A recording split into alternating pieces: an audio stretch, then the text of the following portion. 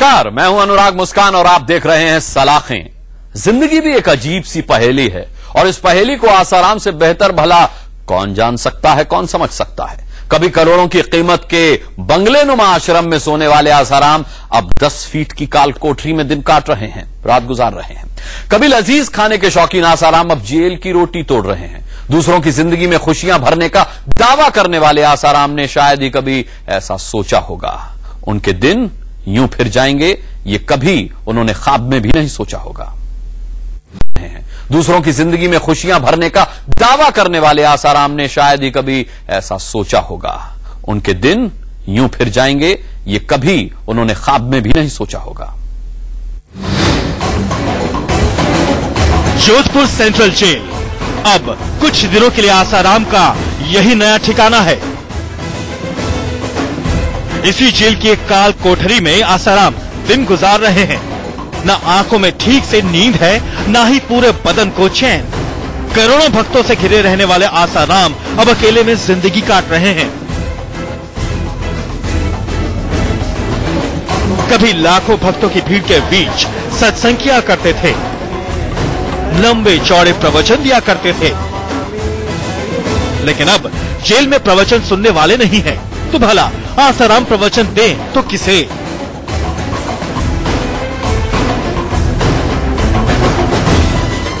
Jail menu के मुताबिक आसाराम को सुविधाएं दी जा रही हैं। खाने में ना शाही भोजन है और ना ही सोने के लिए एसी कमरा और ना ही आरामदायक बिस्तर। जेल सूत्रों की माने तो आसाराम को जेल में आश्रम जैसी सुविधाएं नहीं मिल रही। उन्हें आम बंदियों की तरह रखा गया है। यही वजह है कि जेल में आसाराम का वक्त काटना मुश्किल हो रहा है। दिन तो आसाराम का जैसे जैसे कट जाता है, लेकिन रातें करवटें बदलने में गुजरती है। आसाराम ने कभी सोचा नहीं होगा कि उन्हें ऐसे दिन भी देखने पड़ जाएंगे।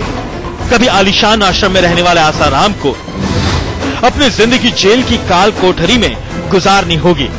जमाने भर में एक नाबालिग के साथ बलात्कार के इल्जाम में शर्मिंदा होना पड़ेगा। लेकिन जिंदगी की पहेली ही कुछ ऐसी है। कब किसे अर्श से फर्श पर ले आए, कब किसे राजा से रंक बना दे, और यही सब आसाराम के साथ हुआ। आसाराम भले ही खुद को संत बताते हो, लेकिन आसाराम लग्जरी लाइफ जीने के आदी हैं। बिना इसी के आसाराम को ठीक से नींद भी नहीं आती। सोने के लिए गद्देदार बिस्तर चाहिए और तो और दूध भी आसाराम कई तोले सोना डालकर पीते हैं। ऐसे में जेल में वक्त गुजारना आसाराम के लिए मुश्किल भरा होगा।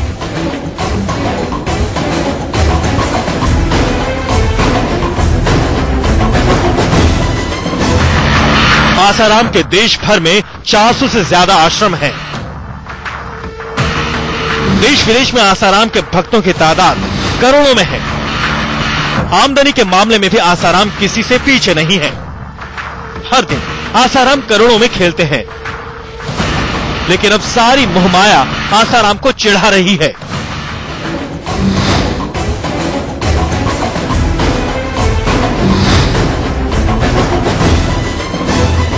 अब भले ही आसाराम को जेल की रोटी खाकर गुजारा करना पड़ रहा हो, वैसे आसाराम लजीज पकवान का खूब शौक रखते हैं।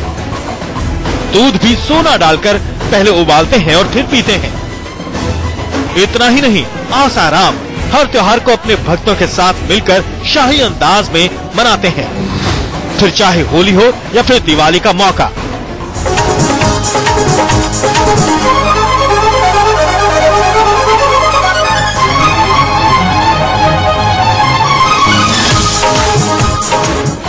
लेकिन अब ऐसा लगता है कि आसाराम के दिन लद गए हैं। अब उन्हें न शाही आश्रम मिला है, न ही लजीज खाना, और चैन की नींद लेने के बाद तो भूल ही जाइए। शायद यही वजह है कि आसाराम को अब महिला वैद्य की जरूरत महसूस हो रही है।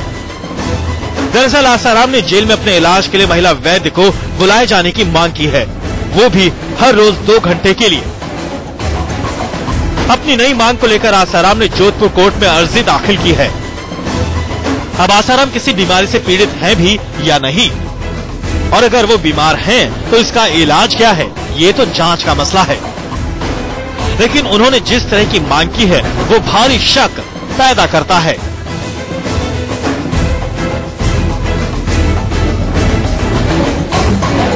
Devendra Singh, Jodhpur, India news. आसाराम नाबालिग से यौन शोषण के इल्जाम में जेल की कोठरी में कैद हैं। उन्हें भले ही बाहरी दुनिया का खैर खबर न लग रही हो, लेकिन सच ये है कि जिन सेवादारों के दम पर आसाराम ऐश की जिंदगी गुजार रहे थे, अब वही सेवादार आसाराम के लिए हर दिन नई मुसीबत पैदा कर रहे हैं। और ताजा मुसीबत यह है कि आसाराम के सेवादार शिवा से पुलिस ने एक एमएमएस बरामद किया है और एमएमएस में आसाराम भी किसी लड़की के साथ दिख रहे हैं। पहले आसाराम के सेवादार शिवा ने किए खुलासे, अब शिवा का मोबाइल लुगल रहा है आसाराम का सच। कल तक जोधपुर पुलिस आसाराम के जिस विवादित सीडी की तलाशी की बात कह रही थी, वो अब एमएमएस की शक्ल में सामने आ चुका है। पुलिस सूत्रों की माने तो ये एमएमएस पुलिस को आसाराम के खास सेवादार शिवा के मोबाइल से मिली है। जो कोई भी तथ्य, जो कोई भी एविडेंस, जो कोई भी दस्तावेज शिवा के पास मिला है, जो कोई भी किसी भी फॉर्म में कोई एविडेंस मिला है, चाहे वो इलेक्ट्रॉनिक फॉर्म में हो, चाहे वो डॉक्यूमेंट के फॉर्म में हो, उन सबको हम वेरीफाई करने की कोशिश करें। सूत्रों की माने तो इस वीडियो में आसाराम एक युवती के साथ नजर आ रहे हैं। इस क्लिप में आसाराम सत्संग के दौरान एक महिला के कंधे पर हाथ रखे हुए नजर आ रहे हैं। पुलिस इस वीडियो क्लिप के बारे में गहराई से छानबीन कर रही है। हालांकि पुलिस की तरफ से इस बारे में अभी कोई बयान नहीं आया है, लेकिन सूत्रों के हवाले से खबर ये आ रही है कि आसाराम के दिन और बुरे होने वाले हैं।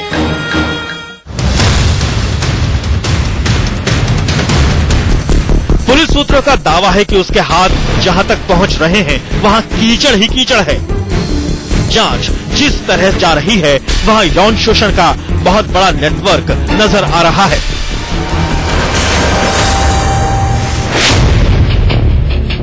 पुलिस को शक है कि आसाराम के सिर्फ छिंदवाड़ा आश्रम में ही नहीं बल्कि कई आश्रमों में इस तरह का नेटवर्क चलाया जा रहा था।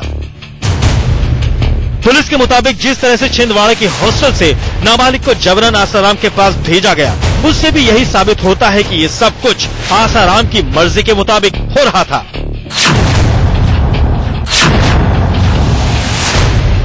पुलिस सूत्रों का कहना है कि शिवा ने ये राज उगला है कि आसाराम महिलाओं और लड़कियों से अकेले में मिलते थे और छिंदवाड़ा से नाबालिग को बुलाने की बाबत भी आसाराम को पूरी जानकारी थी। ये सब कुछ आसाराम के कहने पर ही हुआ था।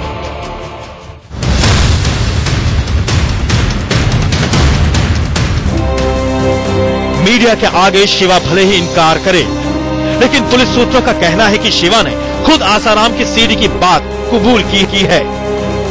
अगर पुलिस सूत्रों पर यकीन करें तो शिवा का यह खुलासा वाकई बेहद अहम है और इन खुलासों की तफ्तीश को आगे बढ़ाने के लिए पुलिस शिल्पी को तलाश रही है। शिल्पी छिंदवाड़ा आश्रम की वार्डन है। नाबालिग को आसाराम के पास इलाज के लिए भेजने का आरोप उसी पर है। Devendra Singh, Jodhpur, India news.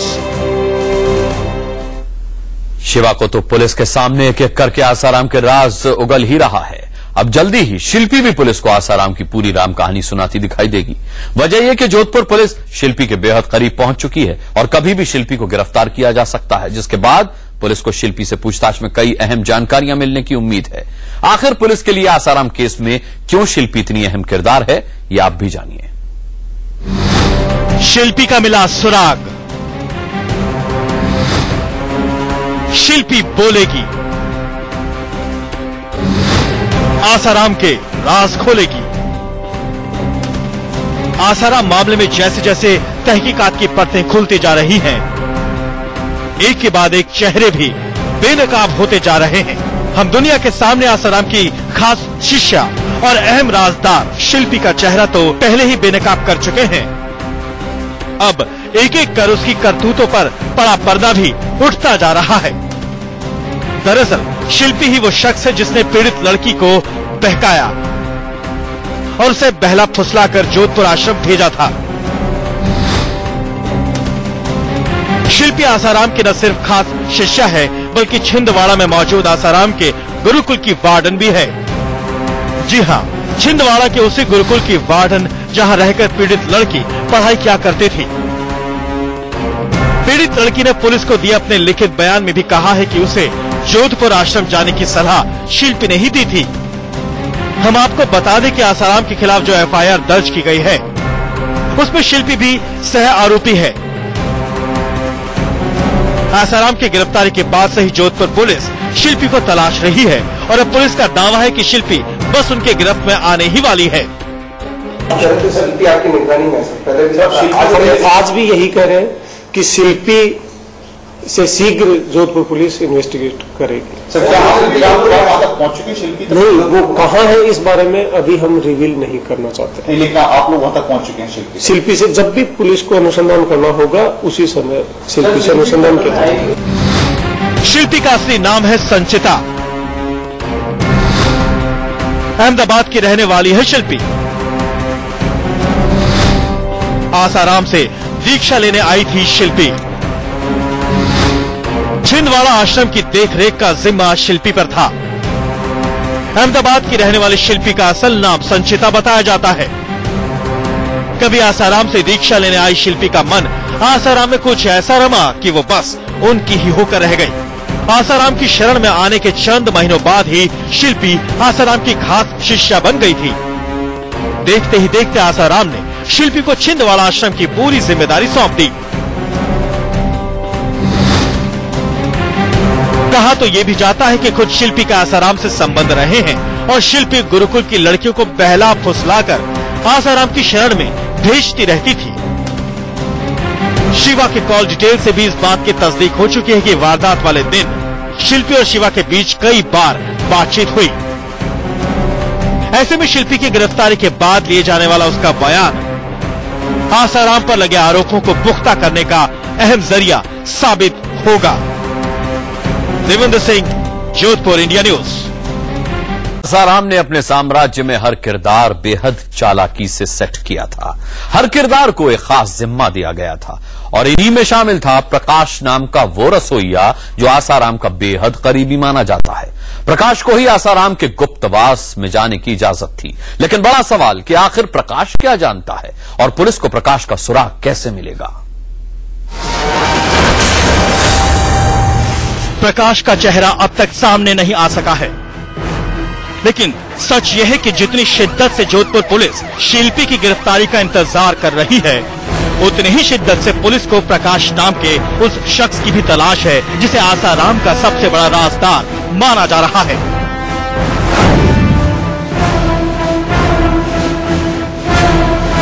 दरअसल आसाराम का रसोइया प्रकाश ही वो शख्स है जो आसाराम की दिनचर्या को करीब से जानता है।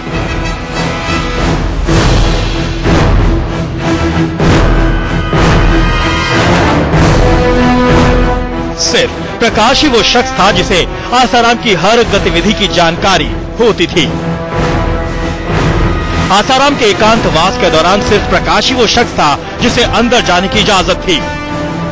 प्रकाश शिवा और आसाराम के बीच एक कड़ी के तौर पर काम कर रहा था। सूत्रों की माने तो प्रकाश के पुलिस की गिरफ्त में आने पर उससे कई अहम जानकारियां मिल सकती हैं।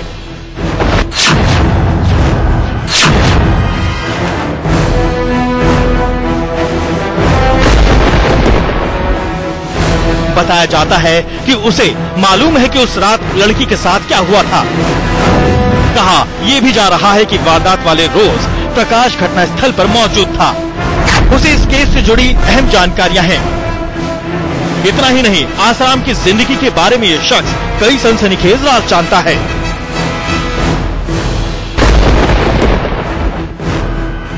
यही वजह है कि जोधपुर पुलिस प्रकाश की तलाश में हर संभावित ठिकाने पर दबिश दे रही है। जोधपुर पुलिस शिल्पी और प्रकाश के शिकंजे में आने पर कई अहम खुलासे भी कर सकती है।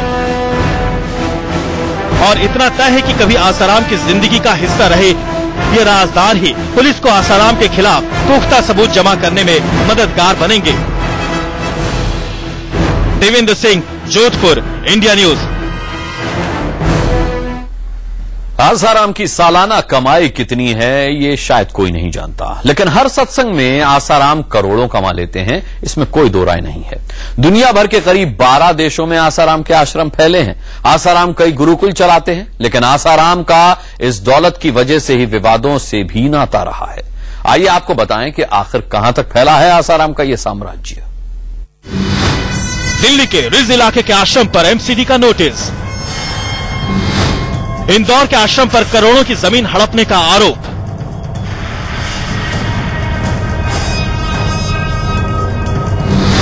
अहमदाबाद के आश्रम पर 18 करोड़ का जुर्माना।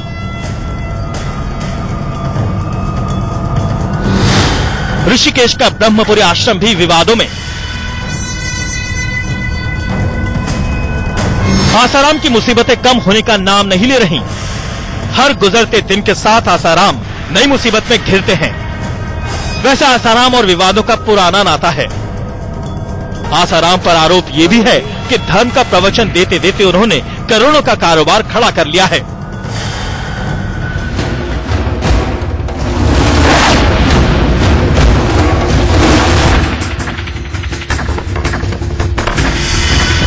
एक बार हेलीकॉप्टर हादसे में आसाराम बाल बाल बच गए। आसाराम बचे तो एक बार, लेकिन सत्संग ने इसे अपनी ताकत कई बार करार दिया। आसाराम भक्तों की आस्था को अच्छी तरह जानते हैं और आस्था के नाम पर चल रहे कारोबार को भी। यही वजह है कि आसाराम का नाम देश के अमीर बाबाओं की लिस्ट में शामिल है, लेकिन उन्हें जेल जाने से न प्रवचन रोक पाए और न ही इनकी दौलत। आसाराम की संपत्ति कितनी है इसका कोई ठोस अंदाजा लगाना भी मुश्किल है। जो दावे किए जा रहे हैं उसके मुताबिक ये 10,000 करोड़ से भी ज्यादा हो सकती है। एक बानगी मिलती है तो आसाराम की ट्रस्ट की सालाना आमदनी से। ये ट्रस्ट खुद मानता है कि ये साल में 400 करोड़ से ज्यादा कमाता है। आसाराम की संपत्ति का बड़ा हिस्सा देश भर में फैला हुआ है। खुद आसाराम की वेबसाइट के मुताबिक आसाराम के 425 आश्रम हैं। ये 425 आश्रम 12 देशों में फैले हुए हैं। भारत के हर हिस्से में आसाराम के आश्रम हैं। इनमें से अहमदाबाद का आश्रम सबसे बड़े में से एक है। करीब 66,000 स्क्वायर मीटर में फैला यह आश्रम किसी बस्ती से कम नहीं है। आसाराम के पास बेहिसाब जमीन है और इन जमीनों की कीमत साल दर साल बढ़ती जा रही है। आसाराम पर धर्म के नाम पर जबरन जमीन को कब्जाने के कई बार गंभीर आरोप लगे हैं। आसाराम के विरोधी आरोप लगाते हैं कि जमीन हड़प कर आसाराम अमीर बने हैं। आश्रम हमारा है, हमारे दादा गुरुजी का मूर्ति वहाँ थी, उसको इन लोगों ने तोड़ डाला। आसाराम का यहाँ कोई दायित्व नहीं है। आश्रम जो है त्यागी लक्ष्मण दास जी के नाम पर है, लीज संख्या लक्ष्मण दास जी के नाम पर है और उस आश्रम को इन लोगों ने जबरन कब्जा कर रखा है। आसाराम और उनके आश्रमों की तरफ से जो पत्रिकाएं निकाली जाती हैं, उनकी बिक्री है 7 करोड़ से ज्यादा। आमदनी का हिसाब तो छोड़ दीजिए, इसके साथ ही आसाराम की साइट पर ही जिक्र है कि आसाराम के नाम के साथ 1400 समितियां जुड़ी हैं। 50 गुरुकुलों को भी चला रहे हैं आसाराम।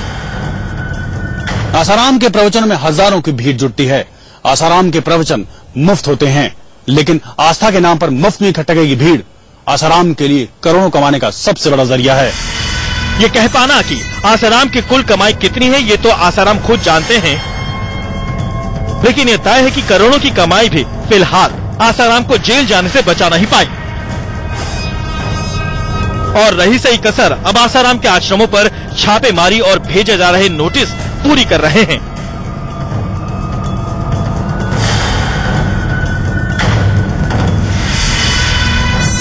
देवेंद्र सिंह के साथ ब्यूरो रिपोर्ट, इंडिया न्यूज। सलाखों का सफर आज बस यहीं तक। मुझे दीजिए इजाजत, लेकिन आप देखते रहिए इंडिया न्यूज, देश की धड़कन।